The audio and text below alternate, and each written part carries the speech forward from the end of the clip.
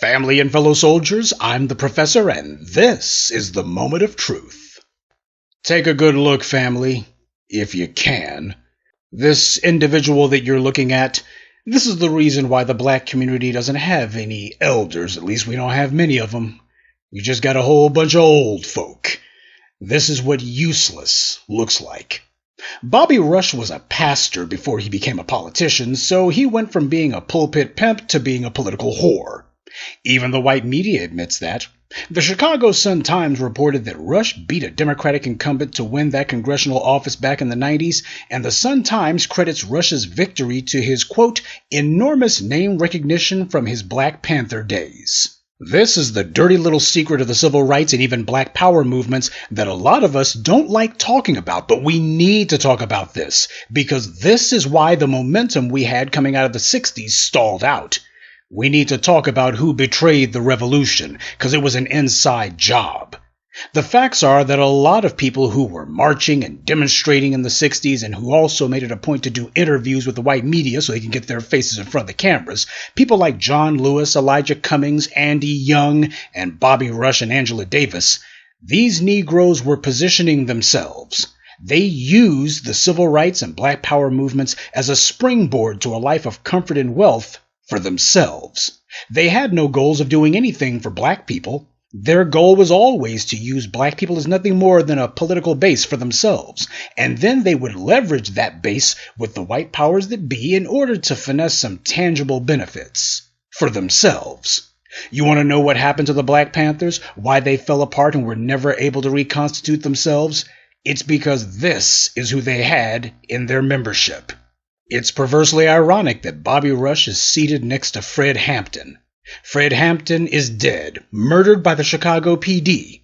And what has his friend, Congressman Bobby Rush, done to avenge or produce justice for the murder of his comrade? No less than the infamous FBI Director J. Edgar Hoover himself specifically targeted Fred Hampton, then only 21 years old, as being, quote, the Black Messiah that his Justice Department was determined to stop by any means possible. So the FBI, in collusion with the racist thugs and the Chicago police, murdered Fred Hampton. And Bobby Rush, well, he decided to let sleeping dogs lie. But when I think about all the leaders and advocates who were murdered in the 60s and 70s, it reminds me of the old story about the Mafia Don who was in the middle of a mob war. Made guys and capos were getting killed left and right. Problem was they couldn't figure out how they were all getting picked off. It had to be an inside job, but they didn't have a clue who was doing it. Finally, one Mafia Don reportedly said, if you want to find the killer, look for the one who lives. You know, when you think about the assassination of Dr. King, how all those guys were crowded around him on that hotel balcony, except he was the only one who was shot and none of them were hurt. Fred Hampton is ambushed, Huey Newton arrested and taken to prison. He was sound of mind when he went into jail, but after he came out, he was engaged in all kinds of strange behavior. He certainly wasn't the brilliant young man who had started a revolution anymore. To this day, there's speculation, and with good reason, that Huey Newton had been subjected to some sort of brain trauma while he was imprisoned. All these leaders killed, and yet the flunkies, toadies, sellouts, and outright traitors like Messy Jesse, Andrew Young, and Bobby Rush were all left totally untouched. The government's never been keen to put any of them in jail either.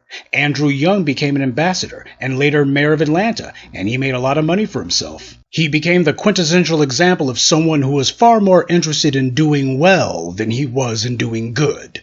Jesse Jackson's been a darling of the white media for decades. They pretend to disagree with him because they want to cultivate the gimmick that he's some sort of freedom fighter, but everybody knows what it really is. And Bobby Rush, he's become a pastor and a congressman for going on 30 years. Clout chasing is not some victimless crime. If any of these men were truly ever a threat to white supremacy, they would have been killed a long time ago. White power doesn't give money, political offices, or TV and radio shows to people who are trying to destroy it. The Black Panthers were wholesale infested and overrun with informants. Not just Richard Aoki either, the so-called Yellow Panther, but also people like Clarence Thomas, who was affiliated with the Black Panthers when he was in college in the 70s.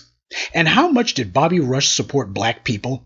Soon as he got into Congress, he might as well have been the most bougie establishment Negro you never saw. He backed the government more than he did black people. And that's no accident. It's ironic as hell that his last name is Rush. That's got to be a stage name or some kind of nickname, because this guy is never in a rush for anything, certainly not to do anything for black people. When it comes to sticking up for us, he's been the last one to show up. I would love to say that he's pulling up the rear, but that assumes that he was even in the race. For those of you who don't know, part of Bobby Rush's congressional district is, wait for it, Chicago's South Side and part of the city's southern suburbs. And you actually wonder why Chicago's South Side is among the poorest and most politically neglected parts of America? Bobby Rush talks about how Ahmaud Arbery was lynched and how there's plenty of other instances that need to be looked into. No kidding, Bobby, there are. And the new voices of black media have been talking about these black people, even black judges and activists who have been found dead under mysterious, suspicious circumstances, or they're found hanging from trees and the local police say it was a suicide. And where has Congressman Bobby Rush been at while all this is going on? Where have his pals and buddies and the congressional black talkers been at? Black people getting lynched, and these fools don't bring the entire Congress to a halt for that?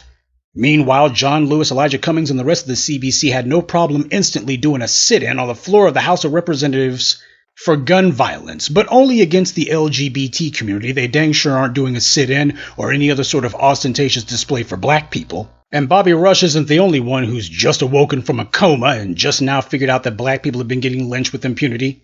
MSNBC is trying to get some quickie cred for their token Negro shows by mentioning this little factoid. But of course, it's just a one-and-done story that's supposed to be their way of building confidence with the black grassroots. That way they can point and say, see, we're talking about black people's issues. Well, lip service is no service at all. Instead of talking to some young people who the white media is trying to build up into being the next generation of civil rights leaders, instead, if they were serious and honest, the Tiffany Cross-Eyes and her ilk should be roasting every white Democrat and demanding to know why they're not making all of these murders and lynchings of black people their top political priority for 2022. Why are they not flooding Mississippi and other places where black people are being targeted at with the resources necessary to put black candidates in charge? These murders aren't happening in a vacuum. They're happening in an environment in which one political party is encouraging and orchestrating these lynchings, and the other political party is letting them. The old saying is true that we make our own demons.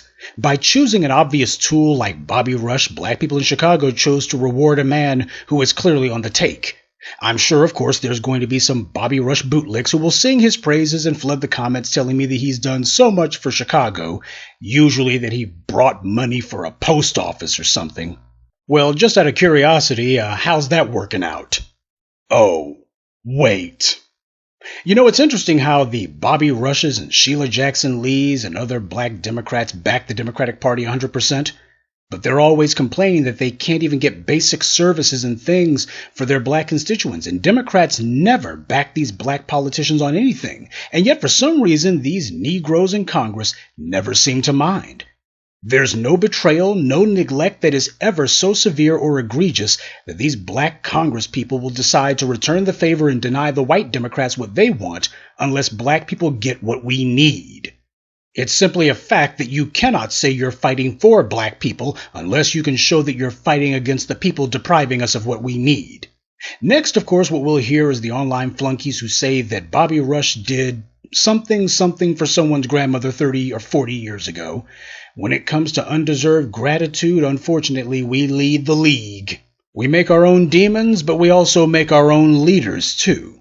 Leadership is not determined by how much power the leader has. It's determined by how powerful he makes those who he leads. As for Bobby Rush, the proof is in the pudding. His constituents are as poor and wretched as they ever were. The lesson of Bobby Rush for us is that we must choose our leaders from among our own ranks. Don't let them be dictated to you by some third party. Bobby Rush got his position due to his name recognition, true, but it was the white media who gave him that name recognition in the first place. A little tidbit that they conveniently always leave out. This has to change. Bobby Rush has announced that he's going to be stepping down from Congress after this term. His constituents will be hard-pressed to notice that he was ever there. 30 years of graft and self-aggrandizement, and I guess he's ready to call it a career. There's already a clown car of goofballs vying for his seat. We live in these communities. We built these communities. They belong to us. They certainly don't belong to Bobby Rush or any other assorted bootlick or their DNC paymasters. We have to weaken the enemy in their homes. Now, you don't have to do that. You can decide that it's too much trouble, too much time, but make no mistake, Bobby Rush and his congressional black talkers pals, they've already made it clear they want a non-black constituency. Just like the NAACP and other do-nothing organizations, the congressional black talkers are trying to de-racialize, or rather, de-black themselves. That's the reason why you see them so eager to speak up for everybody else. Just like the white Democrats, they're trying to pivot away from black folks, trying to make it where they're not going to be vulnerable to black people's demands.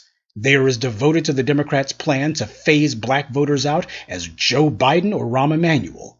In the case of Bobby Rush, their goal is as obvious as it is putrid.